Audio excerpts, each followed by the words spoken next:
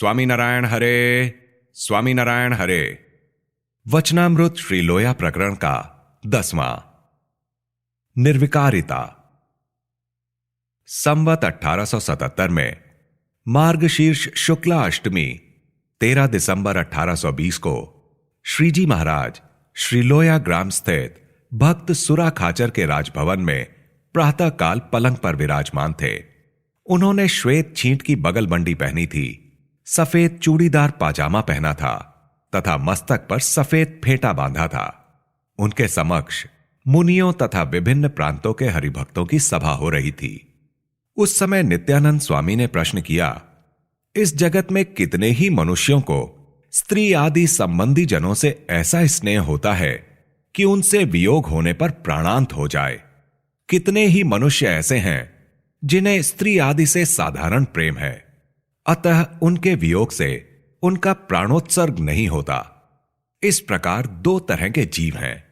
जैसे ये जीव संसार में ऐसा उत्कट प्रेम करते हैं, वैसे ही यदि इन लोगों को भगवान मिल जाए तो वे उनमें भी वैसे तन्मय हो जाते हैं कि भगवान का वियोग होने पर उनका प्राणांत हो जाए। जिन्हें संसार में साधारण प्रेम होता है, उन्हें यदि भगवान मिल जाएं, तो उनके साथ भी ऐसा ही साधारण प्रेम होता है। इन दो प्रकार के मनुष्यों में कर्म द्वारा भेद है या वे जीव अनादिकाल से ऐसे ही हैं? तब श्रीजी महाराज बोले, यह भेद जीव में स्वाभाविक रूप से नहीं है। ये तो कर्म द्वारा ही भेद उत्पन्न हुए हैं। जब जीव कर्म करता है तब उसकी वृत्ति का वेग 3 प्रकार से होता है। इनमें से पहला मंद वेग, दूसरा मध्यम वेग तथा तीसरा तीव्र वेग है। इनमें से जिस वेग द्वारा उसकी वृत्ति पदार्थों में लग जाती है, उस पर उसी प्रकार का कर्म लागू हो जाता है। उस कर्म द्वारा स्नेह के भी 3 प्रकार हो जाते हैं। नित्यानंद स्वामी ने पुनः पूछा, वृत्तिजन्य वेग के ये 3 प्रकार हुए, उनमें गुण ही कारण रूप हुए हैं या तो अन्य भी कारण हैं? तब श्रीजी महाराज बोले, 3 प्रकार के ये भेद गुण द्वारा नहीं परंतु इंद्रियों की प्रवृत्ति के द्वारा होता है। जिस पदार्थ में केवल इंद्रियां ही प्रवृत्त रहती हैं, वह मंद वेग होता है। जब पदार्थ में मन सहित इंद्रियां लग जाती हैं, तब मध्यम वेग होता है।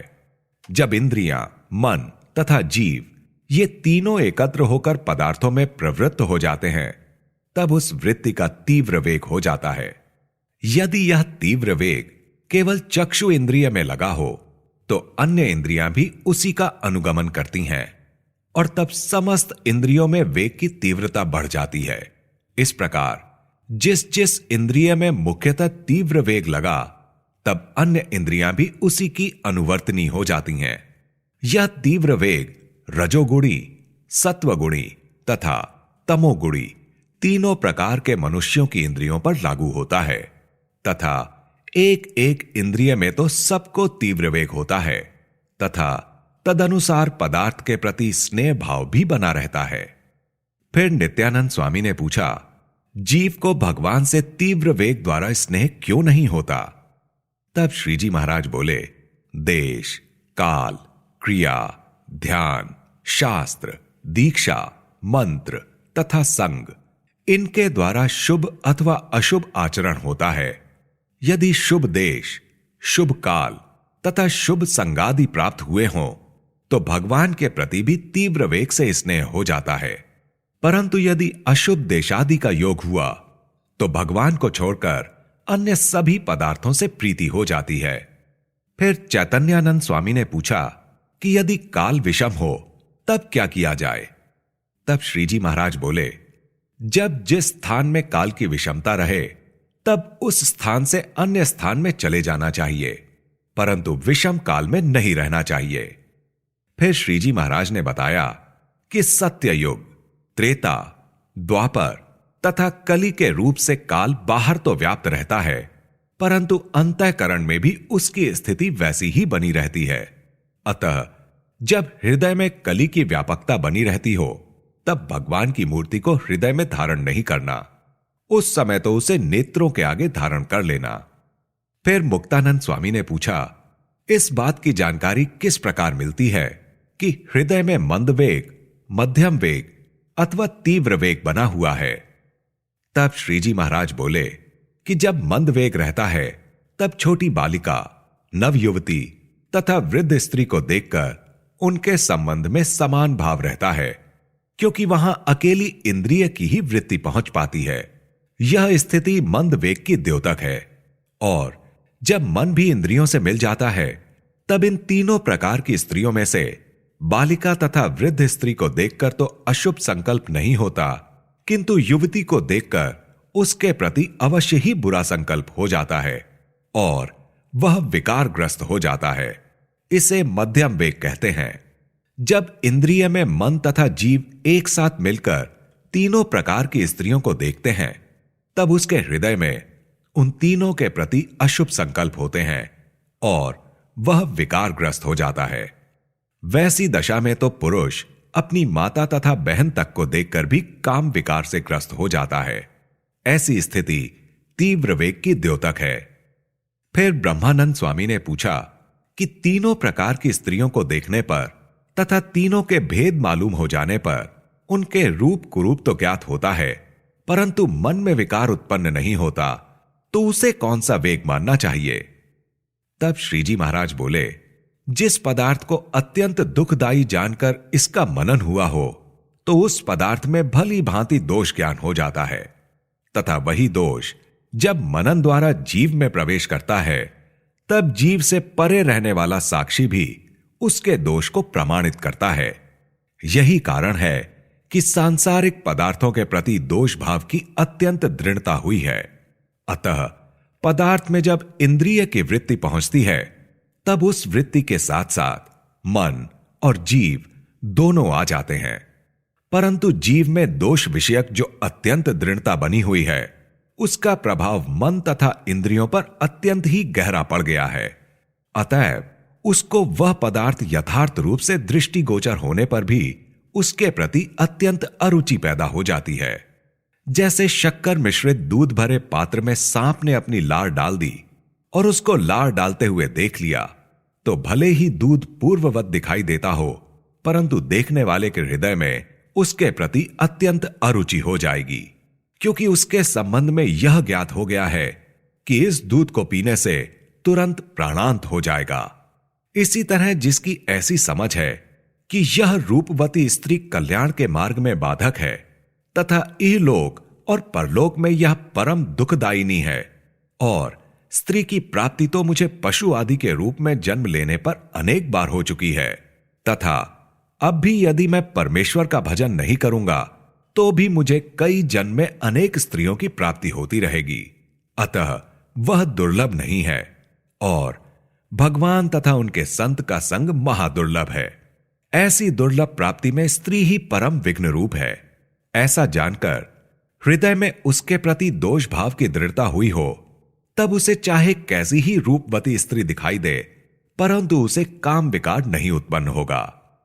फिर आगे श्रीजी महाराज बोले, ऐसे अविकारी बने रहने का दूसरा भी कारण है। जैसे विदेही जनक जैसे भगवान के जो महान भक्त राजा थे, जो राज्य में रहकर रमणीय पंच विषयों का उपभोग करते हुए भी ज्ञान की दृढ़ता रहने से निर्विकार बने रहे। वस्तुतः जनक सदृश जो ज्ञानी पुरुष हैं, वे यह विचार करते हैं कि मैं आत्मा हूं, शुद्ध हूं, चेतन हूं, निर्विकार हूं, आनंद रूप हूं तथा अविनाशी हूं, परंतु स्त्री आदि विषय तो दुख रूप है, तुच्छ हैं, जड़ हैं तथा नाशवान भी हैं।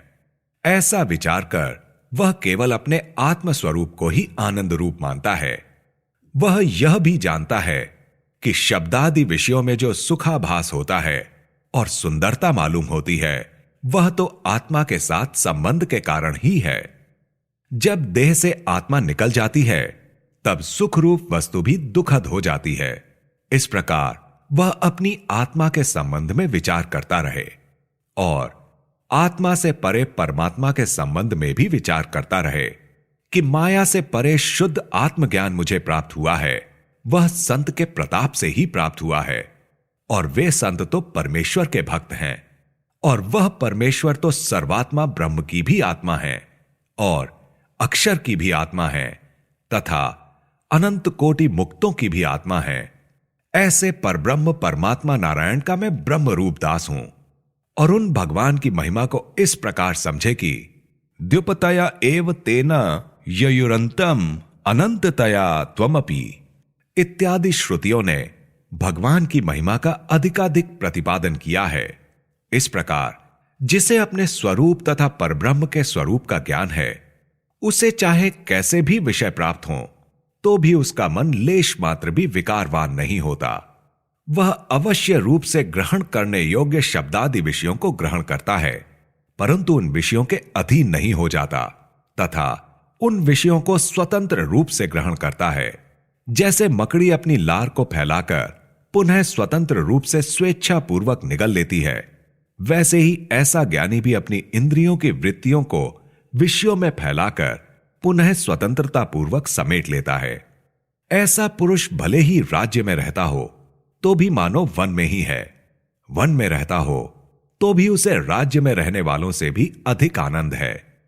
ऐसा ज्ञानी पुरुष राज्य में रहता हो और हजारों मनुष्य उसकी आज्ञा में रहते हों तथा समृद्ध भी हो, फिर भी वह स्वयं को ऐसा नहीं मानता कि मैं बहुत बड़ा आदमी हो गया और अपने पूरे राज्य का नाश हो जाए या हाथ में मृत्यु का पात्र लेकर घर घर जाकर भीख मांगकर अपनी शुदा पूर्ति करनी पड़े, तो भी वह ऐसा नहीं समझता कि अब मैं गरीब हो गया, क्योंकि वह निजानंद में महाअलमस्त रहता है और उसने अपने स्वरूप तथा भगवान के स्वरूप की महिमा को जान लिया है।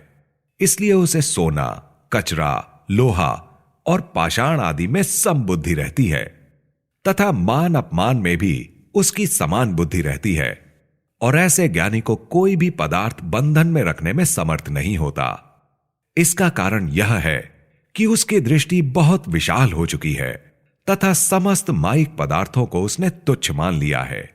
जैसे कोई पुरुष पहले कंगाल रहा हो और बाद में उसे राज्य मिल जाए, तब उसकी दृष्टि विशाल हो जाती है और वह सब बातें भूल जाता है कि कभी वह लकड़ी के गट्ठर बेचा करता था अथवा अन्य तुच्छ काम किया करता था। अब वह राज्य संबंधी बड़े बड़े कार्य करने लगता है। वैसे ही ऐसे ज्ञानी पुरुष को सभी पदार्थ तुच्छ प्रतीत होते हैं। ऐसे ज्ञान के संबंध में उसकी दृष्टि विशाल हो जाती है। जिसने ऐसा समझ लिया है वही सुखी है तथा जो विश्वासी हो, अर्थात जो ऐसा समझता हो कि ऐसे महान संत तथा भगवान जो उपदेश देते हैं वह यथार्थ है, लेकिन उसमें कोई संशय नहीं है, ऐसा समझकर भगवान तथा संत उसे जिस प्रकार आदेश दें उसी प्रकार कार्य करने लगता है। ये दो प्रकार के पुरुष ही सुखी हैं, उसके सिवा अन्य कोई सुखी नहीं है। इस प्रसंग में यह श्लोक है, यश्च मूढ़तमो लोके यश्च बुद्धेह परम गतः तावुभौ सुख में धेते क्लिश्यन्त्यन्तरितो जनः। भगवद गीता में भी कहा गया है, विषया विनिवर्तन्ते निराहारस्य देहिनः रसवर्जम रसोप्यस्य परम दृष्ट्वा निवर्तते। इस प्रकार जिसकी दृष्टि अलौकिक हो जाती है उसके लिए परमेश्वर के सिवा अन्य समस्त पदार्थ तुच्छ हो जाते हैं। इन दोनों श्लोकों का भी एक समान भावार्थ है। फिर मुक्तानंद स्वामी ने श्रीजी महाराज से कहा कि हे महाराज, आप जो प्रश्न पूछ रहे थे उसे अब पूछिए। तब श्रीजी महाराज बोले कि माया में केवल दुख ही है या कुछ सुख भी है, यह प्रश्न है। मुक्तानंद स्वामी ने कहा कि माया तो केवल दुखदायिनी है। तब श्रीजी महाराज बोले कि माया से उत्पन्न सत्व, रज तथा तम, इन तीनों गुणों में सत्व गुण को तो सुख रूप बताया गया है। श्रीमद् भागवत में कहा गया है कि सत्वम यद ब्रह्म दर्शनम, सत्व गुण की संपत्ति ज्ञान, वैराग्य, विवेक तथा शम दमादि है। ऐसी जो माया है वह किस प्रकार दुख रूप है तथा श्रीमद् भागवत के एकादश स्कंध में भी कहा गया है, विद्या विद्ये मम तनु विद्युद्ध्व शरीरिणाम बंध मोक्षा करी आद्य माया में विनिर्मिते। तो प्रश्न यह है कि मोक्ष देने वाली माया किस प्रकार दुखदायिनी होती है। इस प्रश्न को सुनकर मुक्तानंद स्वामी आदि समस्त परमहंस बोले कि हे महाराज, इस प्रश्न का उत्तर देने में हम असमर्थ रहेंगे, इसलिए कृपया आप इसका उत्तर दीजिए। तब श्रीजी महाराज उत्तर देने लगे कि जिस प्रकार पापी जीवों को यमराज का स्वरूप अति भयानक और विकराल दिखाई पड़ता है तथा उनके बड़े बड़े दांत और बड़ा मुख काजल जैसा काला, पर्वत सदृश बड़ा और काल जैसा भयानक एवं त्रासदायी दीख पड़ता है, किंतु पुण्यात्मा जीवों को यमराज का स्वरूप अत्यंत सुखदायिनी विष्णु के समान दृष्टिगोचर होता है, वैसे ही माया भी भगवान से विमुख रहने वाले जीवों के लिए अति बंधन कारिणी तथा अत्यंत दुखदायिनी है, जबकि भगवान के भक्तों के लिए वही माया अत्यंत सुखदायिनी है। इसी प्रकार माया के कार्य रूप जो इंद्रियां, अंतःकरण तथा देवता हैं, वे सभी भगवान की भक्ति को अति पुष्ट करते हैं। इसलिए भगवान के भक्तों के लिए तो माया दुखदायिनी नहीं वरन परम सुखदायिनी है। तत्पश्चात मुक्तानंद स्वामी ने प्रश्न किया कि जब माया सुखदायी है, तब जो भगवान की मूर्ति को हृदय में धारण करके भजन करने बैठता है, ऐसे परमेश्वर के भक्त को अंतःकरण रूपी माया संकल्प विकल्प द्वारा दुख क्यों देती है? इस प्रश्न का उत्तर देते हुए श्रीजी महाराज बोले कि जिस भक्त ने भगवान के महात्म्य को अच्छी तरह समझकर अतिशय दृढ़ता के साथ भगवान का आश्रय ग्रहण कर लिया है, उसको तो अंतःकरण रूपी माया दुख नहीं देती, किंतु जिसको ऐसे आश्रय में शिथिलता रहती है, उसी को यह माया दुख देती है।